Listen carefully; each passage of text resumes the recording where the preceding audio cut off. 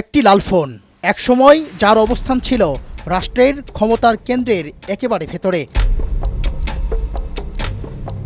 আর সেই ফোনই ঠাঁই পেয়েছে জুলাই স্মৃতি জাদুঘরে। সেই লাল ফোন নিয়ে প্রদর্শনীতে আসা দর্শনার্থীদের কৌতূহলের যেন শেষ নেই। বাবা কি ডিসেম্বরে আসবেন আপনি?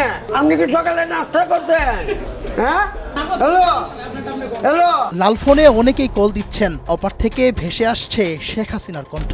দর্শনার্থীরা জানতে চাইছেন তিনি ডিসেম্বরে ফিরবেন কিনা। আবার অনেকেই তালিকায় থাকা বিশেষ নম্বরে চেপে শুনছেন বিভিন্ন নেতাকর্মীদের সঙ্গে হাসিনার ফোনালাপ। গণভবনে পলাতক প্রধানমন্ত্রী শেখ হাসিনার অফিস কক্ষ থেকে লাল রঙের 6টি ফোন সংগ্রহ করে জুলাই স্মৃতি জাদুঘরে তার শাসনামলের অপকর্মের সাক্ষ্য হিসেবে উপস্থাপন করা হয়েছে। হাসিনা তার সিংহাসন টিকিয়ে রাখতে গত 15 বছর এই লাল ফোনকে হাতিয়ার হিসেবে কাজে লাগিয়েছেন। সেই প্রমাণ মিলেছে জাদুঘরে প্রদর্শিত ফোনে থাকা প্রায় শতাধিক কলের রেকর্ডে। ফোন চাপলেই বিরোধী মতকে নিয়ন্ত্রণ, হত্যা, গুম ও দলীয় নেতাকর্মীদের বিভিন্ন সময় দেওয়া হাসিনার সেই নির্দেশনা শোনা যায়।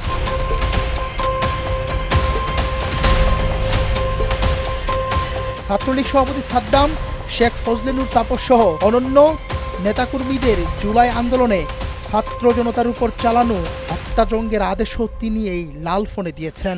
এখন প্রশ্ন, এই ভয়াবহ অপকর্মের জন্য রহস্যময় লাল ফোনে কেন বেছে নিয়েছিলেন শেখ হাসিনা? কি ছিল এর বিশেষত্ব?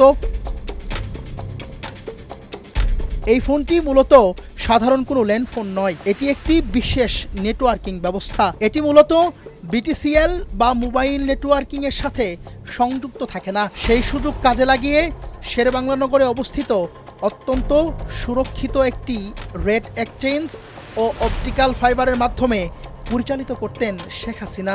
অতি সংবেদনশীল ও সুরক্ষিত সরকারি যোগাযোগের কাজে এটি ব্যবহার করার কথা থাকলেও এই লাল ফোনই হয়ে উঠেছিল হাসিনার স্বৈরাচারী শাসন সামলানোর হাতিয়ার।